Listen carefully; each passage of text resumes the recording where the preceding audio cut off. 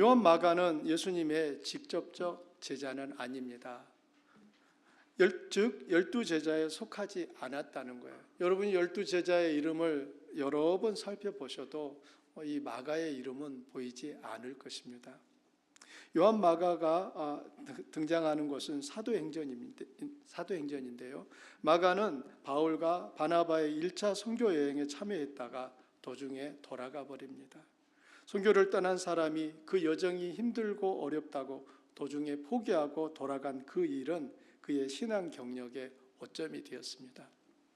그 후 바울과 바나바는 2차 선교 여행을 앞두고 요한 마가를 다시 참여시키는 문제로 갈등을 빚으며 다투게 됩니다. 아마도 바나바는 그의 조카인 요한 마가를 포기하기 어려웠던 것 같습니다. 결국 바울과 바나바는 서로 갈라서게 되어 바울은 실라와 함께 떠나고 바나바는 요한 마가를 데리고 떠납니다. 사도행전에는 이후 바나바와 마가가 어떻게 선교를 진행했는지는 나오지 않습니다. 그 후에 바나바와 선교를 다니며 마가는 헌신된 사역자로 바뀌게 됩니다. 마치 바울과 실라 또 누가가 함께 선교를 감당했던 것처럼 비록 사도행전에는 기록되어 있지 않지만 분명히 바나바와 마가 또한 선교에 참여했다는 것을 능히 생각해 볼 수 있습니다. 그리고 이 마가는 베드로에게 절대적으로 필요한 존재가 된 것입니다. 베드로가 요한 마가를 내 아들 마가라고 소개하는 것을 보면 베드로가 마가를 신뢰하고 인정했다는 것을 알 수 있습니다. 자, 마가가 바뀐 겁니까? 안 바뀐 겁니까? 바뀌었죠. 마가는 이 베드로 사도의 동역자로 사역을 하며 베드로에게서 들은 예수님에 관한 이야기를 기록하게 되는데 그것이 바로 마가복음입니다. 다시 말씀드리면 마가는 예수님으로부터 직접 말씀을 들은 건 아니었어요. 그러나 예수님과 함께 생활했고 예수님으로부터 말씀을 들었던 베드로를 통하여 예수님에 관한 것들을 기록했다는 것입니다. 만일 바나바가 바울처럼 마가를 포기했다면 마가복음은 나오지 않았을 것입니다. 교회에는 바울 같은 사람도 필요하지만 바나바 같은 사람도 필요합니다. 누가 더 낫다는 차원이 아니라 교회 공동체가 가져야 할 마음 중에 반드시 바나바와 같은 마음이 있어야 한다는 의미입니다. 모두 다 바울 같거나 모두 다 바나바 같을 필요는 없지만 바울도 있고 바나바도 있어야 그 공동체가 건강하게 서갈 수 있는 것입니다. 우리가 완벽하고 특별해서 어떤 사역을 감당하는 것이 아니라 주님이 우리를 사랑하시고 당신의 사역에 참여하자고 불러주셔서 우리 모두 이 자리에 있습니다. 두 번째는 마가복음이 주는 유익이 무엇인지 살펴보려고 합니다. 마가복음은 네 복음서 중 가장 짧지만 예수 그리스도의 복음을 가장 생생하고 역동적으로 제시합니다. 마가복음은 예수님에 관한 이야기이며 동시에 제자들에 관한 이야기입니다. 이 둘은 서로 분리해서 생각하기 어렵습니다. 예수님의 모습과 함께 12제자의 미성숙한 신앙의 모습도 솔직하고 거침없는 방식으로 보여줍니다. 여러분은 마가복음을 살피는 동안 제자들의 연약하고 믿음 없는 그 답답한 신앙의 모습을 자주 보게 될 것입니다. 때로는 으이그 하면서 가슴을 치고 싶은 감정도 일 것이고 때로는 왜 이렇게 했어? 라는 안타까움과 화가 날 수도 있습니다. 그런데 놀라운 점은 예수님은 제자들의 그런 반응에 낙심하지 않는다는 것입니다. 예수님은 그 제자들을 포기하지 않으시는 것입니다. 제자들의 미숙한 모습을 볼 때마다 주님은 그들을 교정하고 지속적으로 가르치며 교육합니다. 예수님은 제자들을 부르시는 일로 사역을 시작합니다. 가르치고 기적을 행하시는 현장에 언제나 제자들을 데리고 가셨습니다. 갈릴리와 그 주변 지역 그리고 예루살렘으로 올라가실 때도 제자들과 함께 가십니다. 왜 그렇게 하셨을까요? 예수님은 제자들이 주님으로부터 배우고 기적들을 목격하며 그 앞에 반응하여 진정한 제자가 되기를 원하셨기 때문입니다. 그래서 마가복음은 제자 훈련의 교범이라고 해도 틀리지 않습니다. 여러분은 제자들의 모습을 보며 그들이 바로 우리라는 사실을 알게 될 것입니다. 12제자를 끝까지 인내하며 가르치신 예수님이 지금은 우리를 가르치며 새롭게 하여 그분의 참된 제자가 되게 하신다는 사실에 감격하게 될 것입니다. 세 번째로 이 마가복음의 기록 연대입니다. 마가복음은 AD 60년에서 70년 사이 로마에서 이방인들을 위해 기록했습니다. 그러면 60년에서 70년이라고 하는 이 시간은 예수님께서 십자가에 달려 죽으시고 부활하고 승천하신 후에 얼마 정도 시간이 지난 것입니까? 대략 한 30년에서 40년이 지난 거예요. 자, 30년에서 40년이 지났으니 예수님을 따랐던 12제자들도 이제는 나이가 많이 들었겠지요.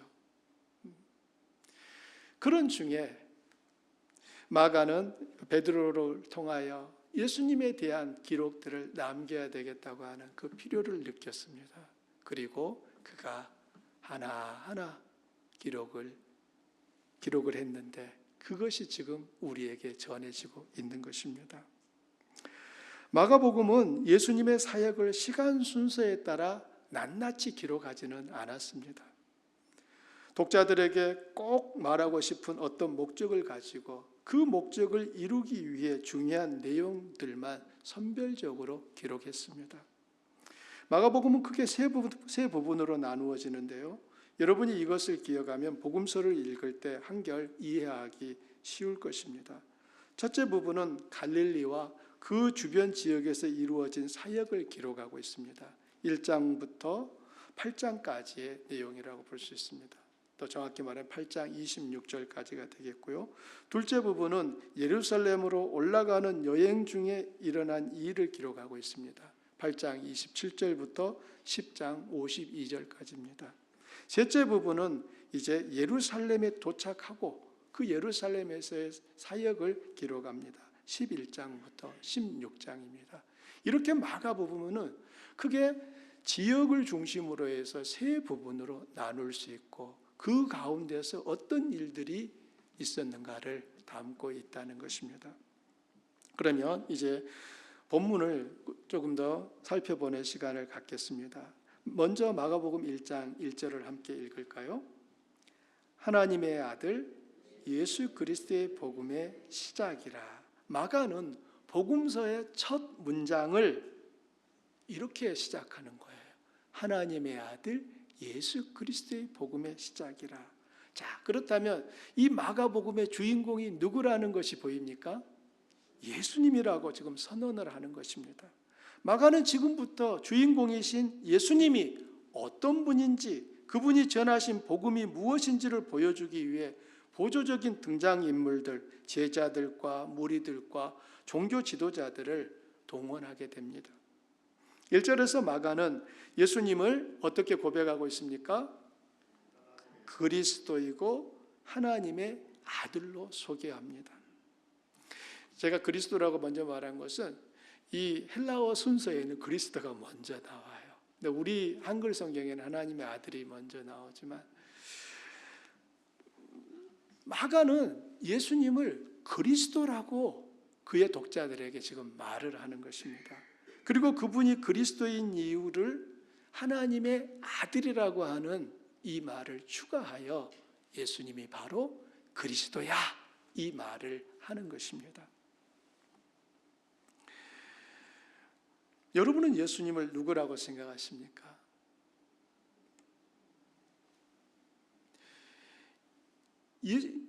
나는 과연 예수님을 누구라고 생각하느냐? 이건 굉장히 우리에게 중요한 질문입니다. 우물쭈물해서 될 일이 아니에요. 나는 예수님을 누구라고 고백하느냐? 이 부분이 나와 하나님과의 관계가 바르게 맺어져 있는지, 아직 변두리 주변에 서성이고 있는지 확인할 수 있는 가장 확실한 기준점이 되기 때문입니다. 예수님이 그리스도이며 하나님의 아들이라는 사실은 하나님에 의해 2번씩이나 복음서 안에서 확인이 됩니다. 1장과 9장에서 그걸 보시게 될 거고요. 뿐만 아니라 귀신들에 의해서도 확인이 돼요. 하나님만 예수님을 내 아들이다, 그리스도다 인정하신 게 아니라 귀신들도 예수님을 그렇게 인정을 합니다. 그런데 아이러니하게도 제자들은요, 예수님이 그리스도고 하나님의 아들이라는 사실을 처음에는 도무지 감을 잡지 못합니다. 혹여나 여러분 마음속에 나는 아직 예수님이 그리스도인지 모르겠어, 하나님의 아들인지 아직은 믿어지지 않아 라는 분이 있다면 여러분 조금 더 기다리십시오. 제자들도 처음에는 그랬었다니까요. 이 자리에서 말씀을 전하고 있는 저 역시 예수님을 하나님의 아들이라고 전혀 믿지 않은 적이 있었습니다. 그리스도라고 인정하지 않았습니다. 오히려 예수 믿는 사람들이 제일 세상에 할 일 없는 사람들이다, 그렇게 생각을 했었습니다. 그러나 지금은 예수님이 그리스도요, 하나님의 아들이라고 하는 그 사실을 아무 거리낌 없이 선포할 수 있게 되었습니다. 그것은 저의 능력이 아니라 성경을 읽어가고 성령이 내 안에서 진리를 볼 수 있는 눈을 열어주셔서 지금은 그 사실을 믿을 수 있게 된 것입니다. 마가는 자신이 쓴 복음서를 예수 그리스도의 복음이라고 규정을 합니다. 복음은 좋은 소식이라는 의미잖아요. 헬라어로는 유앙겔리온이라고 하는 단어를 씁니다. 그리고 이 유앙겔리온의 동사형이 유앙겔리조인데 좋은 소식을 전하다라는 뜻이 있습니다. 히브리어에 보면은 이 비사르라고 하는 이 단어가 있습니다. 히브리어를 헬라어로 번역한 성경을 70인역이라고 하는데 그 70인역 성경에서는 비사르를 유앙겔리조라는 단어로 번역을 해놨습니다. 그러면 이 구약 성경에서 비사르가 가지고 있는 의미가 무엇인가를 살피면 유앙겔리조의 의미가 명확하게 연결될 수 있을 것입니다. 구약에서 비사리는 구원을 가져오게 될 하나님의 사역을 의미할 때 쓰는 단어였습니다. 특별히 구원과 관계된 그 하나님의 일하심을 비사르라는 단어가 쓰여졌다는 거예요. 그런데 그 히브리어를 헬라어로 바꾼 70인역에서는 유앙겔리조라는 단어를 쓴 거예요. 그렇다면 지금 이 유앙겔리조는 구원을 가져오는 메시아의 사역을 의미한다고 말할 수 있습니다. 로마 제국에서 복음, 이 유앙겔리온은 황제의 아들이 태어나거나 황제가 새롭게 등극할 때 쓰는 말인데 마가는 복음을 예수 그리스도에게 붙입니다. 예수 그리스도의 복음이라고 말하고 있어요. 여기에는 중요한 암시가 있습니다. 세상의 진정한 왕은 로마 황제가 아니라 하나님의 아들이신 예수 그리스도라고 선언하는 것입니다. 세상은 로마 황제가 복음이라고 말을 하고 있는데 그게 아니다. 참된 복음은 예수 그리스도다라고 말을 하고 있는 것입니다. 참된 주인이 누구냐를 마가는 그의 복음서 첫 구절에서부터 선언하고 있는 것입니다. 여러분은 세상의 진정한 왕이 누구라고 생각하십니까? 여러분에게 인생의 참 주인은 누구입니까? 정말입니까? 마가복음을 살피는 동안 여러분은 이 물음에 답을 해야 합니다. 피하거나 피해서도 안 되는 반드시 답을 해야만 하는 물음입니다. 2절부터 13절에서 마가는 세 개의 각기 다른 이야기를 통해 1절에서 선언한 대로 예수님이 하나님의 아들이며 그리스도이심을 증언합니다. 2절부터 8절까지는 세례자 요한의 사역에 대해서 말을 하고 9절부터 11절은 예수님의 세례에 대해서, 12절과 13절은 예수님의 시험에 대해서 이야기합니다. 마가는 이 세 가지 이야기를 통해 예수님의 신분과 정체에 대해 명확히 제시하는 것 같습니다. 먼저 세례자 요한입니다. 마가는 예수님의 사역을 기술하기에 앞서 세례자 요한의 이야기를 소개합니다. 이 같은 이유는 유대교의 오랜 기대와 연관이 있습니다. 유대교에 따르면 주의 날, 즉 심판의 날이 임하기 전에 선지자 엘리야가 올 것이라는 기대가 있었습니다.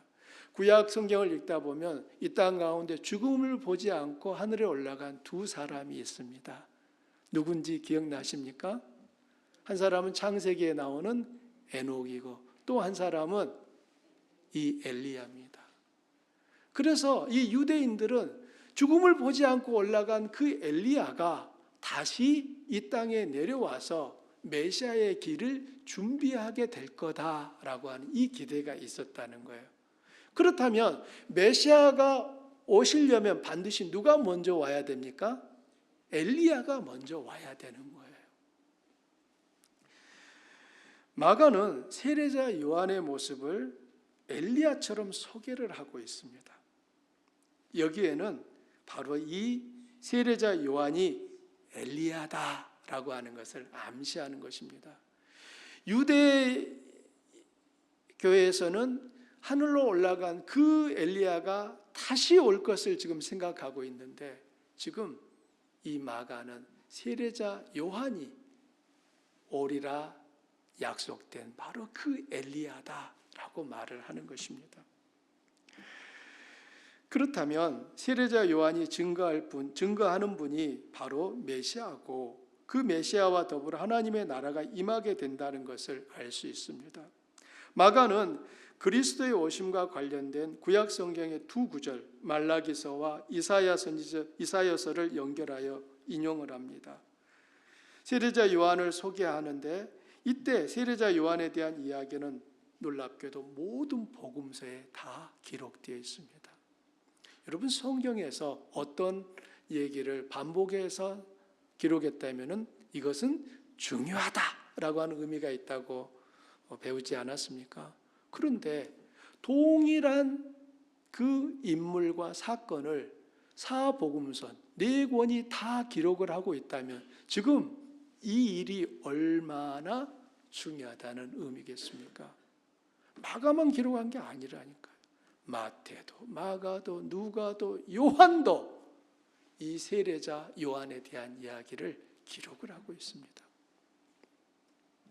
그만큼 세례자 요한의 사역을 중요하게 다루고 있다는 의미인 것이고요. 하나님 나라 사역에서 예수님을 소개하는 데 있어 요한의 사역은 반드시 앞서 이루어져야 할 일이라는 것입니다. 6절에 보면 세례자 요한의 복장이 자세히 묘사되는데 낙타 털옷을 입고 허리에 가죽띠를 띠었습니다. 왜 세례자 요한은 낙타 털옷을 입고 허리에 가죽띠를 띠었을까요? 광야에서 생활하기에 적합한 복장이라고 생각할 수도 있지만 구약의 엘리야의 모습을 연상케 하려는 의도가 담겨져 있습니다. 열왕기하 1장 8절에 보면 엘리야를 이렇게 묘사하고 있습니다. 함께 읽어보실까요? 그들이 그에게 대답하되 그는 털이 많은 사람인데 허리에 가죽띠를 띠었더이다 하니 왕이 이르되 그는 디셉 사람 엘리야로다. 자, 엘리야를 어떻게 소개합니까? 털이 많은 사람, 몸에 털이 많고 허리에 가죽띠를 띠고 있어요. 세례자 요한은 아마도 몸에 털이 많지는 않았던 것 같아요. 그러니까 세례자 요한은 낙타 털옷을 입음으로 그의 몸에 마치 이 엘리야처럼 털이 많은 것처럼 나타내 보인 것입니다. 세례자 요한은 자기가 약속된 엘리야라는 말을 한마디도 한 적은 없어요. 그렇지만 이 마가는 바로 그 세례자 요한이 엘리야였다라고 말을 하고 예수님 역시 세례자 요한을 구약 성경이 예언한 그 엘리야다라고 인정을 하셨습니다. 그러면 다시 말씀드리지만 이 세례자 요한이 증거하는 분이 바로 누구라는 거예요? 메시아, 그리스도라는 것을 의미하는 것입니다. 요한이 전한 메시지의 내용이 4절에 나오는데요. 요약하자면 회개의 세례를 선포합니다. 구약에서 이 회개라고 하는 이 슈브라는 단어는 죄에 대한 슬픔과 애통의 감정만을 의미하지 않고 인격 전체가 하나님께로 돌아서는 것까지를 포함하는 것입니다. 자기가 지은 죄 때문에 그냥 슬퍼하고 눈물 흘리고 하는 이 정도가 아니라 내 삶을 완전히 하나님께로 돌리는 것이 회개, 슈브라고 하는 단어가 가지고 있는 의미였습니다. 세례자 요한이 백성들에게 요구한 회개도 바로 이런 관점을 포함하는 거예요. 단순히 너희가 머리에 물뿌림을 받고 또 물에 잠기는 이 정도가 아니라 너희의 삶을 하나님께로 돌이켜야 한다라고 하는 이 요구가 이 회개의 세례에 담겨 있었습니다. 요한의 이 요구를 들은 백성들의 반응이 5절에 설명됩니다. 온 유대 지방과 예루살렘 사람들이 요한에게 나와 자신들의 죄를 고백하고 요단강에서 세례를 받았습니다. 놀라운 일이지요. 어떻게 온 유대 지방과 예루살렘 사람들까지 요한에게 세례를 받기 위해 찾아옵니까? 그리고 그들의 죄를 고백하고 세례를 받았습니다. 유대인들의 이 놀라운 반응은 하나님이 보내실 메시아를 맞이하고자 자신들을 준비하는 갈망을 보여줍니다. 그런데 안타깝게도 이 요한으로부터 세례를 받았던 사람들이 나중에 참 메시아이신 예수 그리스도를 십자가에 못 박아라라고 하는 그 무리 속에 섞여 있었다는 사실 아니겠습니까? 요한의 사역과 메시아의 사역은 근본적 차이가 있습니다. 8절에서 설명을 하는데요. 세례의 방식이 다릅니다. 요한은 물로 세례를 주지만 메시아는 성령으로 세례를 줍니다. 요한의 사역은 백성들이 메시아를 맞이하도록 준비시키는 성격이라면 메시아의 사역은 예언의 성취와 구원을 주시는 사역입니다. 두 번째 우리가 이 이야기 속에서 볼 것은 예수님의 세례 받으시는 부분입니다. 9절부터 11절인데요. 이 구절도 함께 읽어볼까요? 그때 예수께서 갈릴리 나사렛으로부터 와서 요한 세례를 받으시고 곧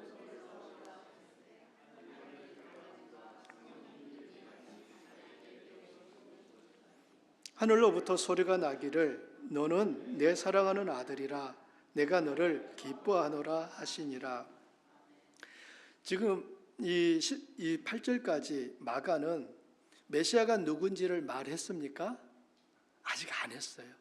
메시아가 올 거고 그 메시아를 준비하는 세례자 요한에 대한 이야기까지는 했어요. 그런데 드디어 지금까지 말하지 않았던 메시아가 누구인지를 요한에게 세례를 받으시는 예수님의 등장을 통해 온 세상에 알립니다.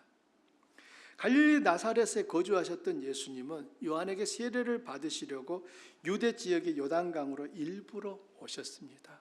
유대 지리적으로 볼 때 갈릴리는 북쪽에 있습니다. 이 요한이 지금 세례를 주고 있는 요단강은 남쪽에 있습니다. 그렇다면 예수님은 북쪽에서 남쪽으로 내려오신 거예요. 요한에게 세례를 받으시려고 오신 것입니다. 아마 여러분 중에는 이렇게 생각하는 분도 있을 거예요. 그러면 예수님도 요한의 세례를 받으실 필요가 있었던 걸까? 앞서 살펴본 대로 요한의 세례는 회개를 이끄는 세례였습니다. 그렇다면 예수님도 회개해야 할 죄가 있었다는 말인가요? 그렇지 않습니다. 사실 예수님은 회개가 필요치 않은 분이에요. 수많은 사람들처럼 예수님도 자기의 죄를 씻음받기 위해서 세례를 받으신 게 아닙니다. 세례자 요한은 이 사실을 알았어요. 그래서 마태복음 3장에 보면 세례자 요한이 예수님께 어떻게 반응했는지가 기록되어 있습니다. 이 구절도 함께 읽어보십시오. 이때에 예수께서 갈릴리로부터 요단강에 이르러 요한에게 세례를 받으려 하시니 요한이 말려 이르되 내가 당신에게 세례를 받아야 할 터인데 당신이 내게로 오시나이까. 예수께서 대답하여 이르시되 이제 허락하라. 우리가 이와 같이 하여 모든 의를 이루는 것이 합당하니라 하시니 이에 요한이 허락하는지라. 자, 이 말씀에서 보듯이 요한은 세례를 받으시려는 예수님을 만류합니다. 자신이 예수님으로부터 세례를 받아야 할 사람이라고 말합니다. 그럼에도 예수님이 요한으로부터 세례를 받으십니다. 많은 사람들처럼 회개해야 할 죄가 있어서가 아니라 하나님의 뜻을 온전히 이루기 위해서입니다. 예수님이 육신을 입고 사람이 되신 것은 범죄한 인류의 죄를 대신하기 위함이지요. 따라서 예수님은 요한에게 세례를 받으심으로 온 세상 사람들과 똑같은 자리에 자신을 두신 것입니다. 예수님은 세례를 받으심으로 인류를 위해 죽으실 것을 미리 알리셨습니다. 또한 예수님은 이 세례를 받으심으로 예수님의 구원 사역이 성부 하나님과 또 성령 하나님과 함께 이루어짐을 나타내셨습니다. 먼저 성령 하나님의 세례를 받으신 예수님 위에 임하셨고 곧이어 성부 하나님의 목소리가 들렸습니다. 너는 내 사랑하는 아들이라. 내가 너를 기뻐하노라. You are my son, whom I love. With you I am well pleased. 이 일은 예수님의 신분이 무엇이며 그분의 사역이 왜 그토록 능력 있고 효력이 있는지를 보여줍니다. 하늘이 갈라진 것은 예수님 선포하시는 진리가 항상 하늘의 진리라는 것을 시사하고, 성령이 강림한 것은 예수님의 사역이 성령의 사역이라는 것을 보여주며 하나님의 임재 속에서 이루어진다는 것을 의미하는 것입니다. 그리고 하늘로부터 들려온 음성은 예수님이 하나님의 아들이라는 신분을 확증합니다. 너는 내 사랑하는 아들이라. 내가 너를 기뻐하노라. 이 같은 예수님의 신분과 예수님의 사역은 왜 예수님만이 유일한 인류의 구원자가 되실 수 있는가를 시사합니다. 오직 예수님만이 구원자라는 이 복음의 선포는 다른 종교와 타 종교인을 무시하거나 그들의 종교를 부정해서 하는 말이 아니라 그것이 사실이기에 증언하는 것입니다. 우리의 구원자가 될 만한 분이 우리의 구원을 완성할 수 있는 것이지, 구원자가 될 만한 자격을 갖추지 못한 자가 내가 너희를 위한 구원자다라고 말하는 것은 얼토당토 않은 헛소리에 불과한 것입니다. 우리가 예수 그리스도를 믿어야 되고 예수 그리스도가 하나님의 아들이고 우리의 구원자라고 말할 수 있는 것은 바로 예수님 그분이 누구시며 그분이 하신 사역이 왜 그토록 능력이 있고 효력이 있는지와 서로 연결이 되어 있다는 사실입니다. 제가 우리 성도님들을 위해서 제가 여러분의 죄를 대신하여 죽겠습니다. 그리고 죽었다고 해보십시오. 그럴지라도 여러분의 죄는 여전히 남아 있습니다. 왜냐하면 제가 여러분을 위하여 죽었다 할지라도 저는 여러분의 죄를 해결할 만한 어떤 자격도 능력도 없기 때문입니다. 하지만 예수님은 다른 거예요. 그분은 하나님의 아들이시고 구약이 그렇게 약속하고 예언했던 그리스도시기 때문에, 그리고 그분이 이 땅에 오셔서 우리를 대신하여 십자가에 달려 죽으신 그 일이 있었기 때문에 이제 누구든지 예수님을 믿으면 모든 죄가 깨끗이 용서받으며 하나님이 그 사람을 하나님의 자녀로 맞아주신다는 이 약속이 이루어지는 것입니다.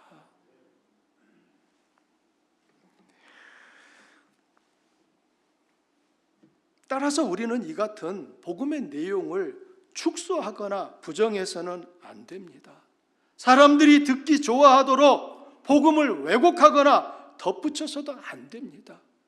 그래, 예수님 말고 다른 종교를 통해서도 구원받을 수 있어. 그것은 복음을 왜곡하는 거예요. 내가 그들로부터 싫은 소리 듣고 싶지 않으니까 그들이 좋아하는 말을 해주기 위하여 예수님 외에도 또 다른 구원의 길이 있습니다. 괜찮습니다. 예수님 안 믿어도 괜찮습니다. 라고 말한다면 우리는 진정으로 복음을 믿고 있는 사람이 아닌 것입니다. 그렇게 말한다면, 그렇게 우리가 누군가에게 대한다면 우리는 하나님께서 하신 그 구원의 놀라운 사건을 스스로 부정하는 것이 되어버립니다. 기독교인들이 욕을 먹는 가장 큰 이유 중에 하나가 바로 이것 아닙니까? 왜 기독교인들은 예수만 믿으라고 합니까? 왜 당신들의 종교만 옳다고 인정합니까? 옳다고 주장한 건 아니에요. 그런데 예수님만은 믿어야 된다고는 분명히 주장했어요. 그래서 많은 사람들이 거기에 거부감을 갖는 거예요. 기독교는 너무 편협하다는 거예요. 자기들 것만 진짜라고 한다는 거예요.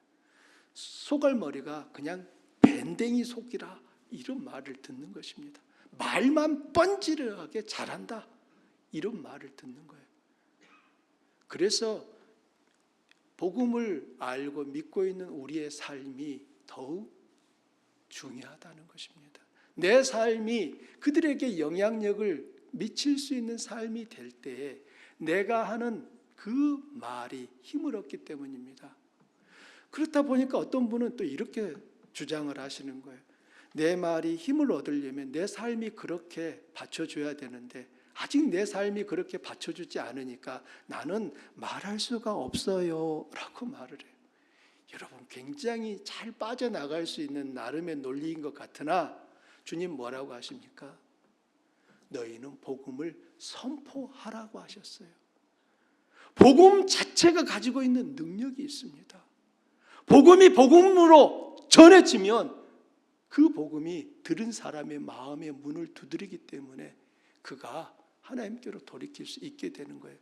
어느 세월에 나의 삶의 새로워짐을 통하여 누군가에게 복음을 전할 그 기회를 얻을 수 있겠습니까?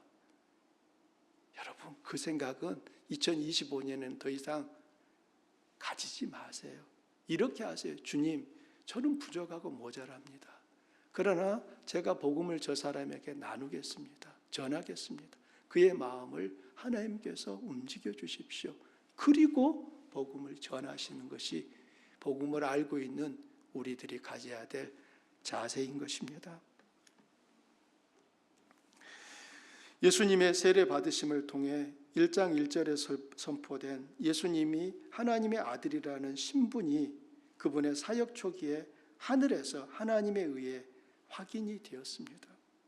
그리고 사역 말기에 그분의 십자가 죽음을 보며 땅에 있는 한 이방인의 입을 통해서도 재확인됩니다. 15장에 있는 말씀을 함께 보시죠. 이방인 로마 백부장이 예수님을 향하여 이렇게 고백합니다.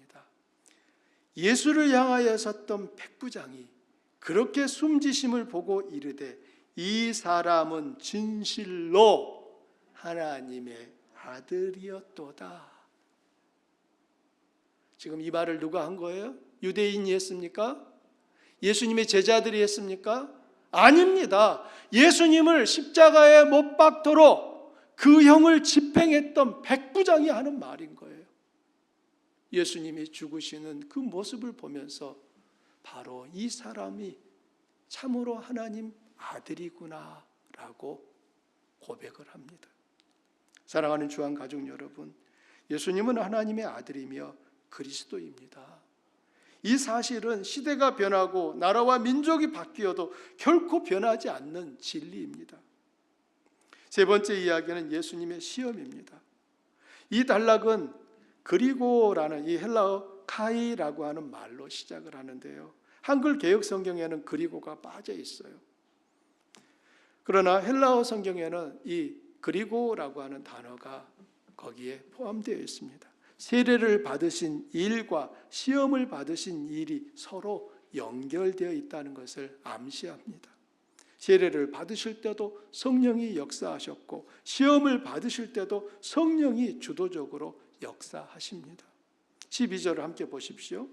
성령이 곧 예수를 광야로 몰아내신지라. 자, 누가 예수님을 광야로 몰아내셨어요? 성령이요. 왜요? 시험을 받게 하시려고. 성령은 세례 받을 때도 시험 받으실 때도 예수님의 사역에 언제나 함께 계셨습니다. 예수님이 병든 자를 고칠 때도, 시각장애인의 눈을 뜨게 할 때도, 지체장애자를 일으켜 세울 때도, 귀신을 내쫓을 때도 모두 성령의 능력으로 하신 일이었습니다. 예수님이 세례를 받고 물에서 올라오실 때 성령이 예수님 위에 비둘기처럼 임하였다라고 하지 않습니까? 이와 같이 예수님의 삶은 성령과 동행하는 삶이었어요. 예수님은 성령에 이끌려 하나님과 인간의 공동의 적을 대적하기 위해 광야로 나가십니다. 40일간 그 시험은 40일 동안 지속되었는데요. 왜 40일인지는 구약의 몇 가지 사건에서 배경을 찾을 수 있습니다. 첫 번째는 모세의 40일 시내산에서의 삶이 있습니다. 두 번째는 엘리야의 40일 광야가 있고요. 세 번째는 40년에 걸친 이스라엘의 광야 생활이 있습니다. 이 가운데 이스라엘의 그 40년 광야 생활은 이스라엘이 하나님의 아들로서 광야에서 받은 시험이었습니다. 그런데 지금 광야에서 예수님 역시 하나님의 아들로서 40일간 시험을 받고 있습니다. 이스라엘이 광야에서 시험을 받을 때 그들은 그 시험에 통과하지 못했습니다. 반면에 예수님은 시험에 통과하셨습니다. 마가복음이 예수님의 사역을 시작부터 사탄과의 전쟁이라고 말하는 것은 앞으로 복음서 내내 펼쳐질 일들이 사탄에 대한 예수님의 전쟁임을 암시합니다. 마침내 16장에 이르러 사탄에 대한 예수님의 최종적 승리가 선언되면서 복음서는 막을 내리게 됩니다. 말씀의 결론입니다. 새해를 복음서와 더불어 시작하는 것은 우리에게 주어진 2025년의 중심에 하나님의 아들이며 메시아인 구세주 예수님이 계신 사실을 기억하자는 것입니다. 나 혼자 시작하는 2025년이 아니에요. 내 삶이 예수 그리스도 안에서 시작되었다는 사실을 복음서를 살피며 더욱 확신을 가질 수 있기를 바랍니다. 그리고 2000년 전 예수님을 따랐던 그 제자들의 모습을 통해 2000년 후 오늘 이 시대를 살고 있는 우리들의 모습을 확인해 보자는 것입니다. 2000년 전 제자들과 2000년 후 제자인 나의 모습은 과연 어떠한지 확인해 보십시오. 그리고 세상을 향해 오직 예수님만이 유일한 구원자이심을 담대하고 적극적으로 선포하며 그들도 구원의 은총을 입을 수 있도록 힘쓰며 나아가는 우리 주한 성도들 되시기를 축원합니다. 말씀을 생각하며 함께 기도하겠습니다. 예수님은